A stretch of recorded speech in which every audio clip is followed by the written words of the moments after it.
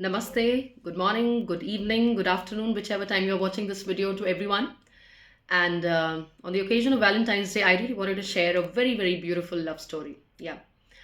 So, in this story, there is obviously love, there is violence, there is community disparity.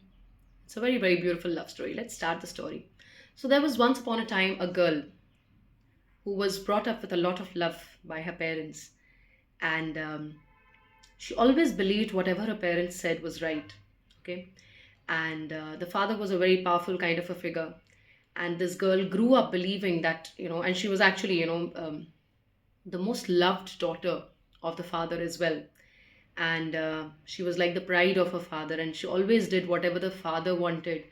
And she did it the best way. She had, other sisters as well, but she was the most loved by her father. And the other sisters were also kind of jealous of this particular girl. And as she was growing up, she got influenced by a guy. Okay. And she got to know about this guy from some other people who were kind of influenced by this guy, and they told her that he is a very great entity, he's very powerful, and he's a very nice soul and stuff like that. However, the entire idea of talking about this guy at her house was considered to be like a rebel, because in her family they hated this guy. In fact, it was like a community difference. So this guy came from another community and these people came from a different community. You understand, like religion and stuff. And the father was like an enemy to this guy. Okay. So he would never accept this guy, and she tried her best to stay away from him. However, the influences grew, much further, and she fell in love with this guy.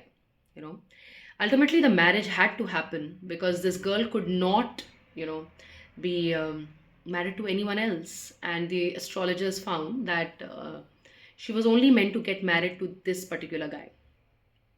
And yeah, my specs, because of it's photochromatic, so yeah, perhaps you can't see my eyes, but anyway, nevertheless, let's continue with the story. So ultimately what happens is that these people get married, the girl and the guy.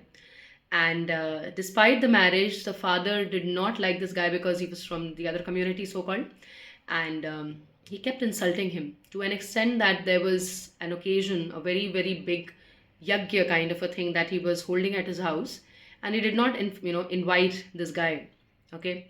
And he was so powerful. Like, this guy was like very well known amongst everyone, and people like really revered him, but he was not invited. And despite the invitation not being there, the girl said that since it's my father's yagya, can I please go there?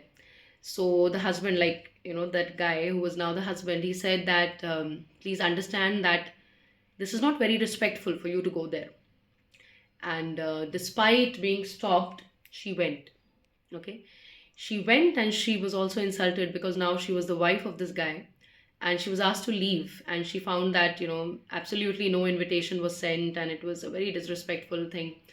And she got really angry. And at this point of time, I really want to tell you what happened next, but after telling you the name of this guy and this girl. The name of this guy was Shiv, and the name of this girl was Sati. And when Sati found out that they hated her husband so much, Lord Shiva, she got very angry. She got so angry that she came into, she was transformed into the superpower of, the manifestation, her powerful manifestation. And she could not survive the powerful manifestation that it was. And out of anger, she burnt herself alive. Yes, she burnt herself alive and she died. And then Lord Shiva came to carry her back. And the rest, I'm sure, is known to everyone.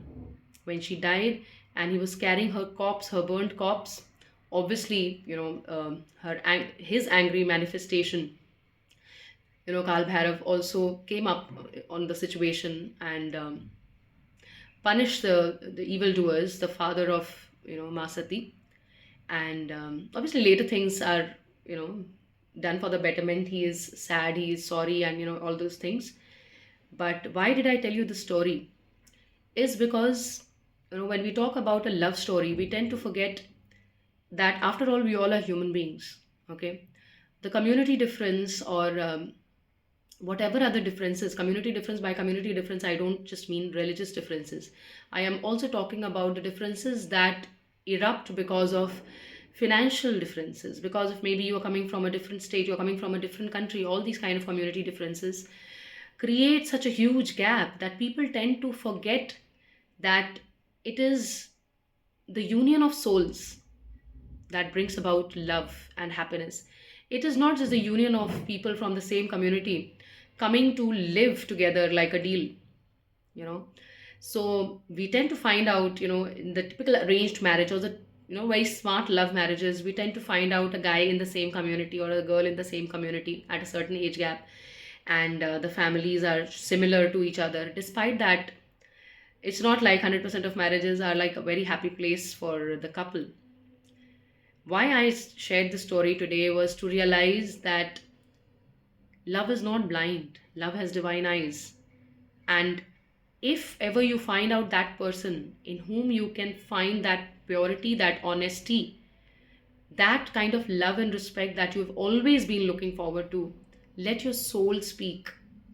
Go ahead according to the soul, not always according to the societal norms, because the same society that allows you to celebrate Valentine's Day, the fake Valentine's Day, because for lovers every day is Valentine's Day, the same society is going to create a lot of problems when you want to step ahead of the rules. Rules are made for humans, humans are not made for rules. So please have the courage to see whether the rules are serving you or not. I'm not trying to say that go out and kill and murder other people. What I'm trying to say is choose yourself, choose peace, and choose love. Happy Valentine's Day.